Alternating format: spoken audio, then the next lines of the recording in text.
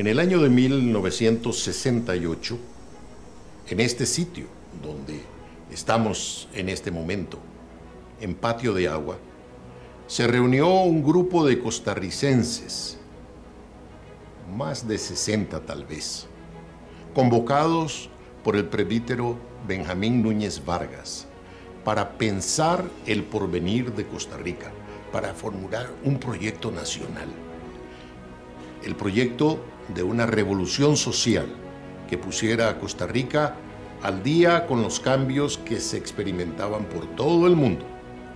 Producto de aquellas reuniones que se hacían en torno a esta chimenea, a este hogar, semanalmente, surgió el manifiesto de Patio de Agua, que dio mucho de qué hablar en su momento, pero que además sus semillas democráticas y sociales se esparcieron por el país político de Costa Rica, porque entre los miembros, si bien había una mayoría del Partido Liberación Nacional, hubo candidatos presidenciales, hubo diputados, hubo ministros de diversos partidos.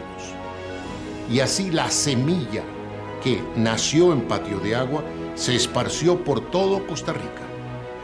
Algunas de las ideas que se propusieron entonces, ideológicas, programáticas, éticas, de organización política, llegaron a ser realidad en el país que hoy tenemos. Otras siguen todavía como metas nacionales por cumplir. Lo importante es que este fue un manifiesto patriótico de amor militante por Costa Rica, la Costa Rica del porvenir. Algunos consideran que, llegando casi a la cuarta parte de este siglo XXI, necesita Costa Rica ideas como estas, renovadas, planteamientos novedosos que impulsen a la sociedad hacia nuevas etapas de avance social, económico, humano. Que lo logrado hasta ahora es una plataforma a partir de la cual podemos avanzar, como lo proponía el presbítero Núñez Vargas cuando aquí en su casa de Patio de Agua oteaba el porvenir ese grupo de ciudadanos.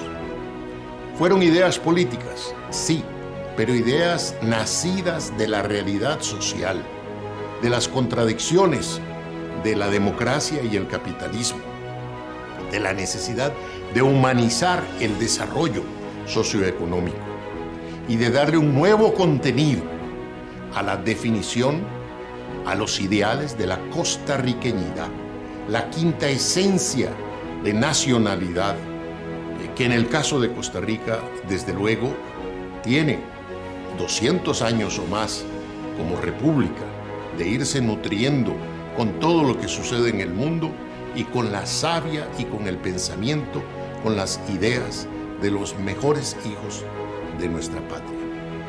Ojalá que el ejemplo de Patio de Agua cunda y que hoy, cuando se habla tanto de problemas menores, podamos ver a largo plazo. Aquí en Patio de Agua, casi a 2.000 metros de altura, se divisa en lontananza San José, nuestra capital. Y así debemos de ver a largo plazo el horizonte del país del futuro que queremos para que nuestros hijos, nuestros nietos, las nuevas generaciones encuentren esa raigambre propia de Costa Rica en el desarrollo que logremos para el futuro de nuestro país.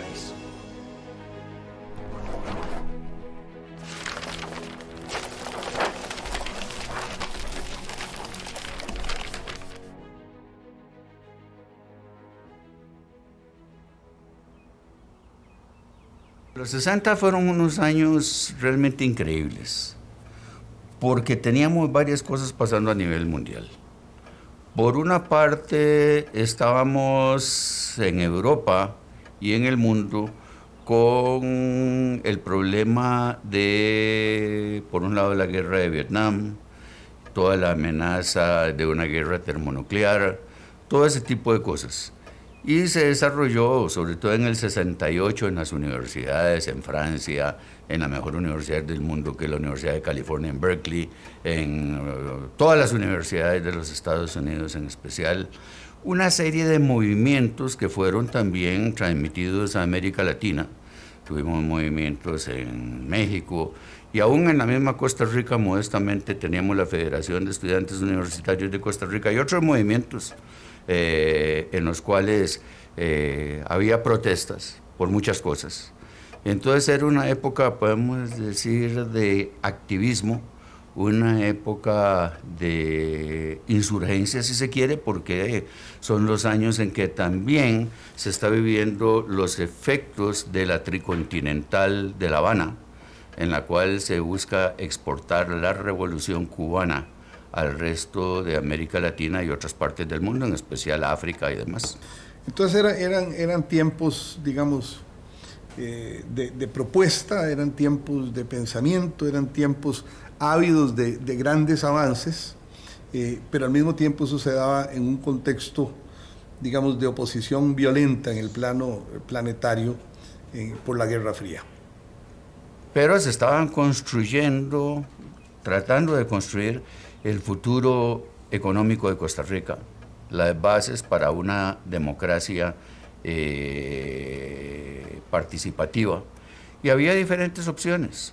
Había en el Partido de Liberación Nacional, sobre todo, tendencias de grupos que se hacían llamar el Grupo del 70 y otra serie de grupos que estaban orientados a llevar al Partido de Liberación Nacional por sendas de desarrollo, por sendas de crecimiento y sendas que eran interpretadas en la época como demasiado orientadas al capitalismo.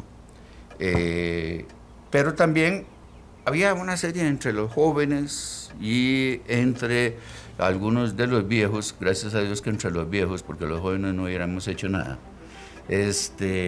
una serie de inquietudes ante el mundo de cómo hacer para devolverle al Partido de Liberación Nacional los ideales que están imbuidos en la Carta Fundamental del Partido de Liberación Nacional. Que dicho sea de paso, esos ideales de la Carta Fundamental del Partido de Liberación Nacional no son socialdemócratas.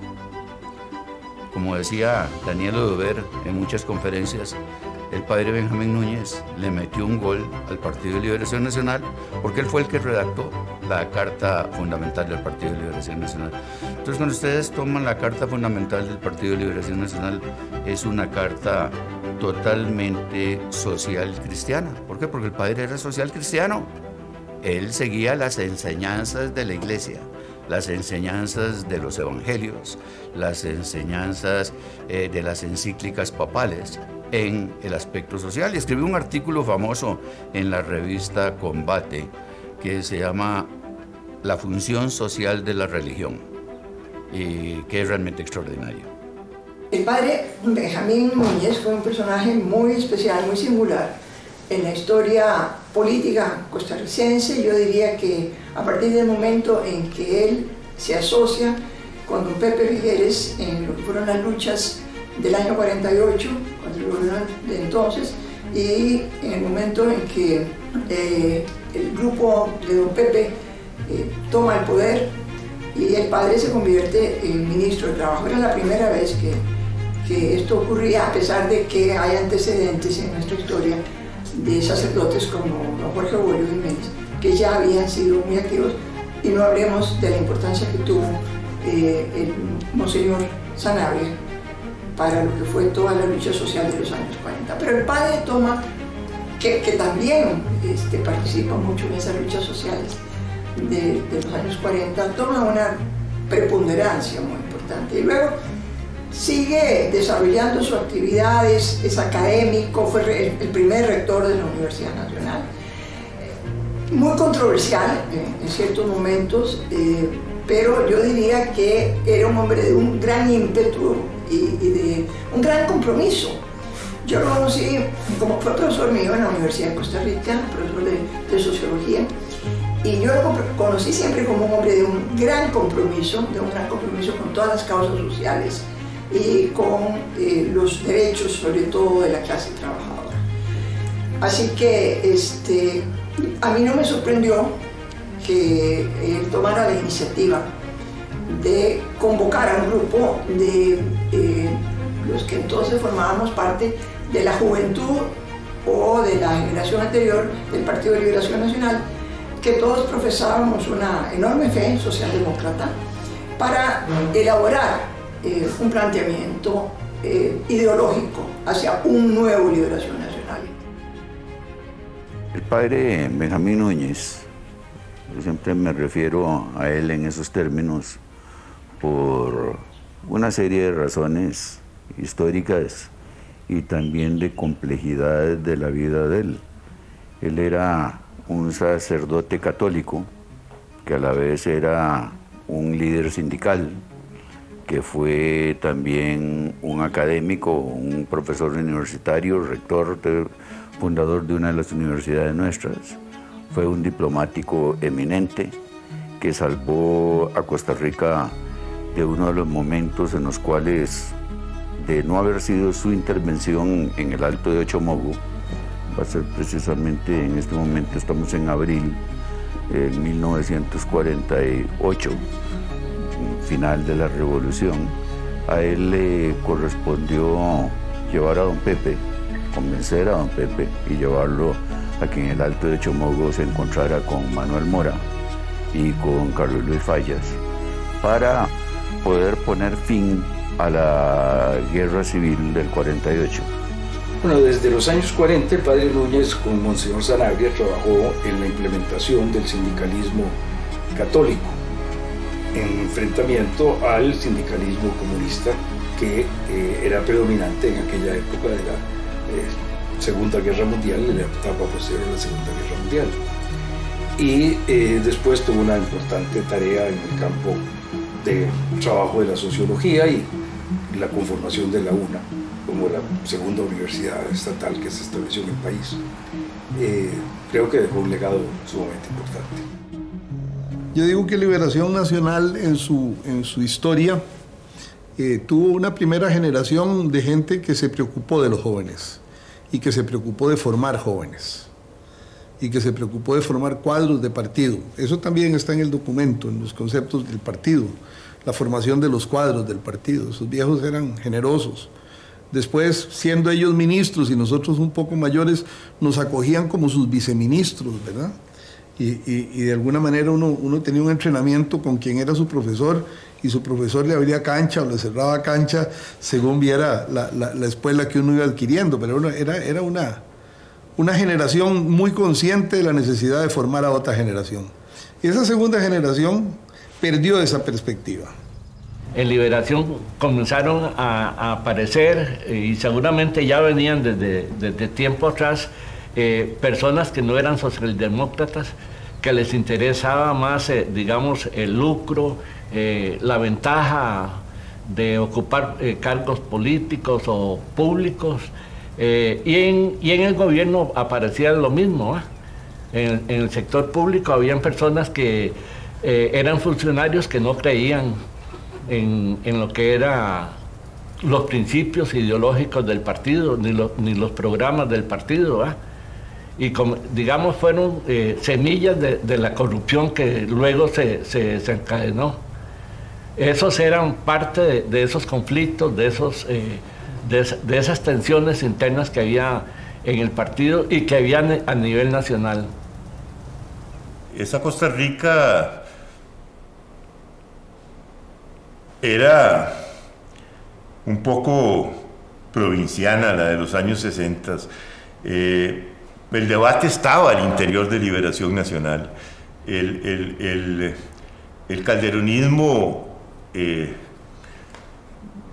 digamos, vivía de la reforma social del doctor Calderón Guardia en los años 40, o sea, el Código de Trabajo, la Seguridad Social, grandes instituciones que Liberación había asumido y había proyectado y había fortalecido económicamente. pero pienso que el calderonismo estaba perdido, diluido, además absorbido por los sectores más conservadores del país, y el gran debate estaba al interior de Liberación Nacional.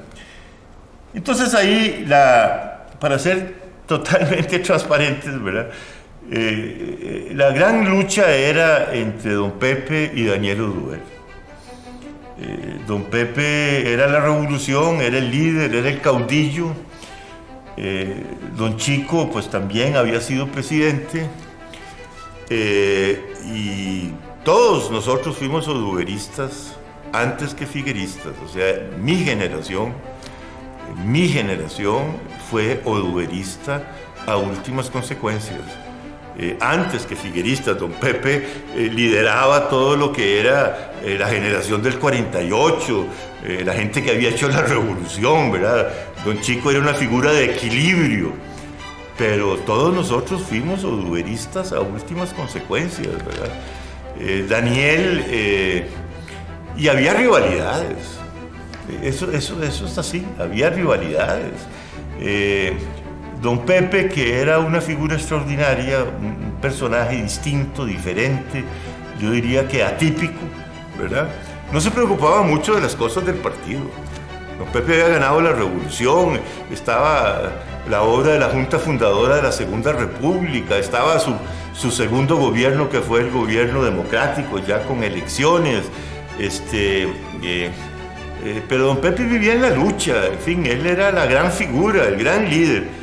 El partido lo hizo Daniel Oduber y Luis Alberto Monge. La campaña de Daniel Oduber para la presidencia la primera vez, en el año 66, la oposición crea un eslogan que decía: un voto por Daniel es un voto por Fidel. Y a Daniel se le acusa muy duramente de que era comunista. Como reacción a eso, en el Partido de Liberación Nacional surge lo que se llamó el Grupo del 70. El Grupo del 70 se llamaba así porque estaba pensando las elecciones de 1970, acaban de pasar las del 66. Y era, digamos, el ala más conservadora del Partido de Liberación Nacional, el grupo empresarial. Éramos un grupo de estudiantes, entonces éramos, digamos, una juventud universitaria, intelectualmente inquieta, amiga de algunos profesores, y quizás lo primero que toca a nuestra puerta es la amistad y el cariño de algunos maestros universitarios que piensan que nosotros, como grupo universitario, porque además éramos grupo, no eran individualidades, pues podíamos aportar algo de juventud.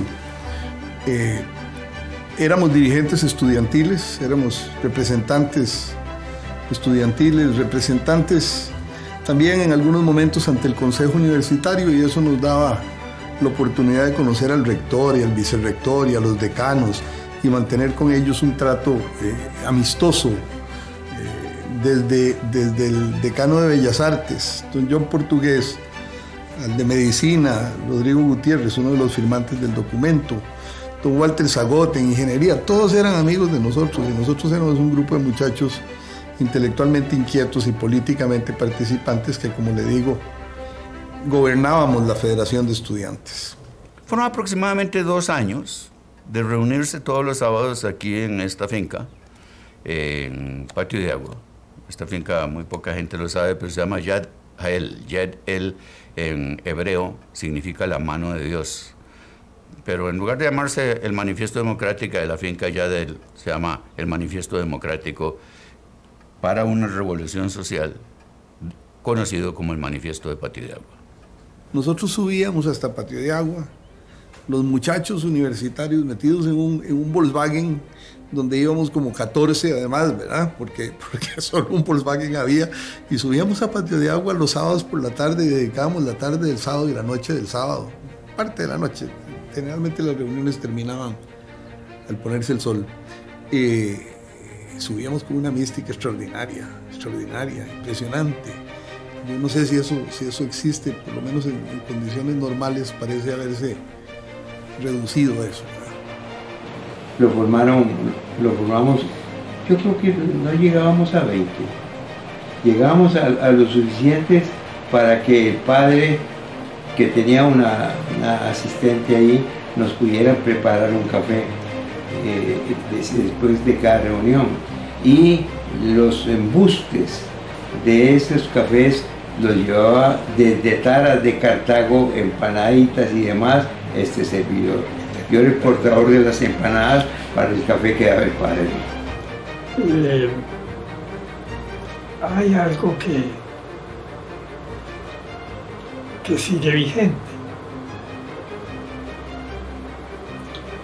y que da como una sensación de vacío, pero a la vez de deseo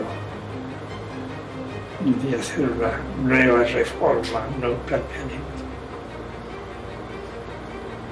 Es decir, hay como una energía que se mantiene o se ha mantenido sobre el tiempo en un pequeño grupo, pues se mantiene. Los que estamos hablando ahora de esto somos gente impulsados por esa energía que en una época nos dio una serie de reuniones y un documento que se redactó y se aprobó. Somos algo como políticos patriotistas. En Patio de Agua, los que éramos jóvenes éramos minoría. Ahí estaba gente como Isaac Felipe Sofeifa, gente como, don Luis Alberto Monge, Enrique Obregón, Villanueva, que eran una generación anterior a la nuestra. Los jóvenes éramos relativamente pocos. El grupo es un grupo que el padre liderea y es el que coordina la labor, ofrece su casa, por eso se llama Patio de Agua, porque ahí nos reuníamos todos los sábados a trabajar y elaborar el programa. Yo creo que es un documento histórico fundamental de la historia política de Costa Rica, del fin del siglo XX, que tiró unas ideas extraordinarias hacia el siglo XXI. Es el último gran documento, hijo, como le digo, de lo mejor de la generación del 48, que fue una generación extraordinaria, y de algunos extraordinariamente afortunados, dentro de los cuales me encuentro, y creo que habemos varios de mi generación que pudimos conocer, tratar, disfrutar, dialogar, discutir con ese grupo de grandes dirigentes detrás de los cuales estuvo siempre la figura extraordinaria del padre Benjamín Núñez. Una de las cosas grandiosas de Liberación Nacional, y es por lo cual Liberación Nacional sigue siendo un partido grande, es que siempre ha sido un partido de conflictos internos. Nunca ha sido un partido de agachar la cabeza y seguir al líder. Aún teniendo líderes como don Pepe Figueres, que le gustaba que le obedecieran, pero no, en Liberación Nacional siempre hubo diferencias. Entre los grandes líderes, si nos ponemos a ver inicialmente, cuando estaban en las trincheras. Yo diría que Patio de Agua tiene postulados que fueron a lo largo de la historia acogidos, otros que están en proceso. Por ejemplo, la educación sexual. Patio de Agua planteaba la obligación de educación sexual en todos los niveles educativos. Y todavía estamos discutiendo si va a haber o no va a haber educación sexual. Pero Patio de Agua planteaba la universalización de los seguros de salud. En el gobierno de Rodrigo Carazo se universalizan los seguros de salud. Todos los servicios de salud, todos los costarricenses adquieren derecho a recibir servicios de salud. Desde mi participación en la Asamblea Legislativa, yo impulsé 3 proyectos importantes que son hijos del espíritu de Patio de Agua. Un cambio en la elección de los diputados. Yo planteé en 1978 la elección por distritos electorales. Yo planteé que el país debería dividirse. Era un proyecto que tenía algunas cosas. Nosotros hablábamos de un gran área metropolitana donde escogieran 10 diputados, que son los 10 cantones, 20 diputados, los 10 cantones del área metropolitana, y 37 diputados que iban a ser elegidos por distritos unipersonales. Eso está en Patio de Agua. Yo planteé la renta presuntiva. El Patio de Agua plantea la renta presuntiva. Si usted vive gastando tanto, tiene hijos en colegios privados, gasta tanto en empleadas, en teléfono, en agua, en luz eléctrica, va tantas veces a Miami, tiene un carro de tal clase, usted no puede vivir con el 1.000.000 de colones que declara. Ya, dígame cómo hace usted para vivir como vive. Bueno, tengo un tío rico que me mantiene, brutal, perfecto. Demuestre que tiene un tío rico que lo mantiene. O que se sacó la lotería de Miami, también brutal, pero demuéstrelo. Ese proyecto de renta presuntiva yo lo planteé en la Asamblea Legislativa. Y planteé otro proyecto que era el servicio social obligatorio. Patio de Agua plantea en sus documentos que como parte de la educación informal, para poder obtener el título, antes de obtener cualquier título, todo costarricense, hombre o mujer, debía hacer por lo menos un año de servicio gratuito al Estado, un servicio social obligatorio.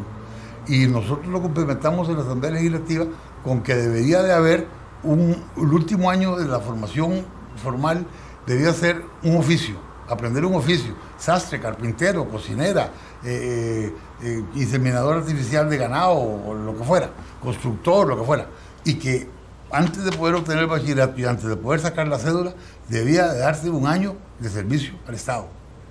Y ese era un proyecto que es espíritu de Patio de Agua. Esas cosas concretas se plantearon dentro de la Asamblea Legislativa. El título de Patio de Agua dice Manifiesto Democrático para una Revolución Social, ¿verdad? Y por supuesto, esto generó, cuando se publicó, una reacción virulenta en la nación, pero virulenta en la nación. Pero pienso que es más por el nombre, por la palabra revolución que está aquí, revolución democrática. Porque como le digo, en ese entonces el tema era la revolución cubana. Era o la revolución a la cubana o la revolución en libertad, la revolución democrática, la revolución dentro del sistema democrático, la transformación de las estructuras del país. Pero si uno analiza más a fondo este documento, que es lo que poca gente hizo en aquel entonces y tal vez no se ha valorado correctamente, aquí hay mucho socialcristianismo. Socialcristianismo del padre Núñez. A principios del año 68, cuando se supo, trascendió la noticia de la existencia del documento Patio de Agua, surgieron en los distintos medios de comunicación colectiva una serie de ataques totalmente infundados y falsos sobre el documento Patio de Agua, en donde se decía cosas que el documento no tenía. Nos atacaban inventando cosas. Y entonces se tomó la decisión de hacerlo público y se lo dimos a la prensa. El espíritu inicial de consagración al servicio del pueblo, como el gran tema de la socialdemocracia. Pero el tema central de este documento es la valoración del ser humano, la valoración del hombre, no el pueblo como una abstracción, no el pueblo como un aparato partidario al estilo del marxismo-leninismo, sino la condición humana, el ser humano. Y eso era el padre Benjamín, y por eso yo insisto, es que el padre Benjamín, claro que era socialdemócrata, pero era socialcristiano, de la Rerum Novarum, de las encíclicas papales. Y el padre nos influyó a nosotros de ese pensamiento. Y por eso él salvó a una generación de costarricenses de no irnos, como pasó en el resto de América Latina, en la línea de la Revolución Cubana. Que era lo que estaba, era lo que salía, el idealismo se iba por ahí. Que después de la Revolución Cubana la hayan traicionado y se haya transformado en una dictadura militar y en un régimen conculcador de las libertades, eso es otra historia. Aquí estamos en los años 60. Fidel había ganado, había bajado de las montañas, venía con el Che. Estaba lleno todo, eso inflamó a las juventudes de América Latina. Y el padre entonces en ese contexto sacó esto, nos llevó a pensar, nos llevó a decir, miren, hay una vía costarricense, hay una dirección que es distinta. Nosotros sin caer en la dictadura, sin caer en el militarismo, manteniendo la abolición de las Fuerzas Armadas, fortaleciendo el sistema democrático, fortaleciendo las instituciones, nosotros podemos hacer una revolución democrática en Costa Rica. Eso fue Patio de Agua. Y eso creo yo que hace que después vino, pues era también sin querer como una conclusión o un remate de lo que fue la vida política de Costa Rica durante el bipartidismo. O sea, Liberación echaba para adelante, creaba instituciones, la banca nacionalizada, el ICE, el Instituto de Vivienda y Urbanismo, el IMAS, todo eso era Liberación. Liberación creaba instituciones, Liberación generaba desde el Estado, hacía del Estado un instrumento del desarrollo social de este país, y después venían gobiernos como el de don José Joaquín Trejos, que equilibraban, que tranquilizaban, que saneaban la hacienda pública, porque Liberación siempre fue expansionista del gasto público. Patuidagua planteaba la participación comunal, DINAECO y toda la organización comunal que se logró en años posteriores es, en alguna medida, un principio elaborado por Patuidagua. Ahora, hay cosas también que están lejísimos de cumplirse. Patuidagua estaba en contra de la concentración de la tierra y el latifundio ha crecido. Patuidagua estaba en contra de la brecha social, abogaba por reducirla y ha aumentado. De tal manera que yo me siento un hombre que he sido coherente, por lo menos en todos estos años, con lo que salimos, con lo que dijimos, con lo que propusimos. No es que no haya cometido errores en mi vida, todo el mundo los ha cometido. Pero creo que esto y este documento fue siempre una gran inspiración, y yo en mis sentimientos, en mi visión de la vida, en las reflexiones que cada cual hace en su vida sobre uno mismo, siempre tengo la figura del padre Benjamín ahí como un gran referente en la vida de Fernando Berrocal. El documento de Patuidagua se define como un documento costarriqueñista, fundamentalmente, costarriqueñista y nacionalista, estatista también, pero con un increíble ligamen al desarrollo humano. El concepto que después desarrollamos algunos es más o menos decir: no hay libertad sino entre iguales, ni igualdad sino entre libres. Ese binomio entre lo humano y lo político se sintetiza en una frase del documento que dice así: no puede haber desarrollo económico sin promoción humana. El desarrollo auténtico debe promover al hombre mismo y no solo su riqueza. Los bienes materiales pueden perderse o deteriorarse, pero la promoción humana, mientras permanezca la sociedad, persiste y puede crear de nuevo los bienes materiales perdidos. Esa vinculación entre lo costarriqueñista y lo político y lo humanista es fundamental en el documento de Patuidagua. El documento de Patuidagua contenían no lo que era, sino lo que debía ser, y lo que muchas veces no llegó a ser.